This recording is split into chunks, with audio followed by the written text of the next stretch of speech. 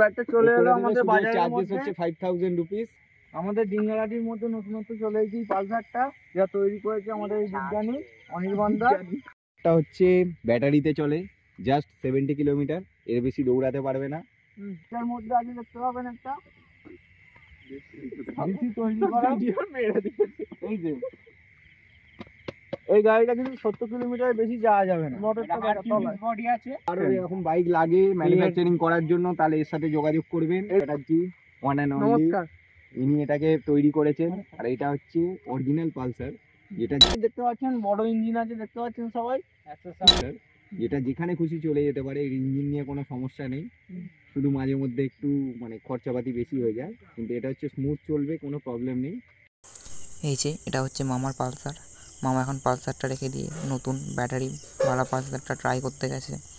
তো অপেক্ষা করা যাক মামার আসার। ওই যে দেখা যাচ্ছে মামা আসছে, চলো মামার রিয়াকশান নেওয়া যাক।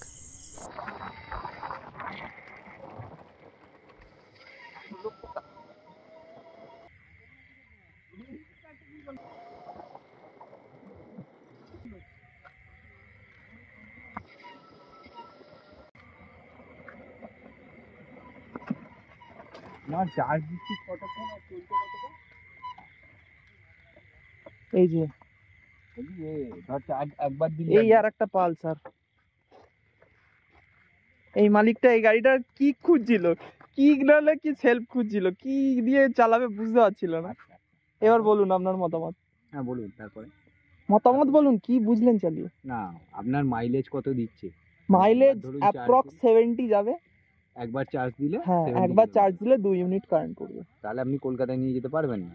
না, কলকাতায় গেলে আমার ওখানে গিয়ে চার্জ দিতে হবে। হ্যাঁ, আর কলকাতায় এমনি নিয়ে ওঠা যাবে না। 80 থেকে 90 কিলোমিটারের উপরে যদি কোনো হয়, সেখানে আপনি পৌঁছাতে পারবেন না সোজা 80 কথায়। না, পৌঁছানো যাবে না। তাহলে আপনার গাড়ি নিয়ে কোনো লাভ হয় না। এটা ছোট প্রেম টেম করার জন্য যে গাড়িটা আছে, গাড়ির মালিক হচ্ছে ইনি। তো আপনি বলুন যে গাড়িটা তৈরি করতে কেমন কি খরচাপাতি পড়েছে? খরচা মোটামুটি অ্যাপ্রক্স 50 মতো পড়েছে সবকিছু নিয়ে, ঠিক আছে। আর যদি স্কুটি ফুটি কনভার্ট করতে হতো অনেক কম খরচায় হয়ে যেত, 40-40 হয়ে যেত, ইঞ্জিনও থাকতো সে আর ইয়েও থাকতো। কিন্তু বাইক করেছি তার একটা কারণ, যাতে স্পিড না করে আর বড় চাকার ফিলিংটাও আসবে বড় গাড়ির। আর মেনলি পারপাস হচ্ছে আমার অফিস কাজের জন্য, যাতায়াত করার জন্য। আচ্ছা, তাহলে কি আপনি ব্যাটারিটা কি নিজেই বানিয়েছেন? হ্যাঁ, ব্যাটারিও নিজে বানানো, মোটর, কন্ট্রোলার, বাকি সব জিনিস ইম্পোর্ট করে অ্যাসেম্বল করা।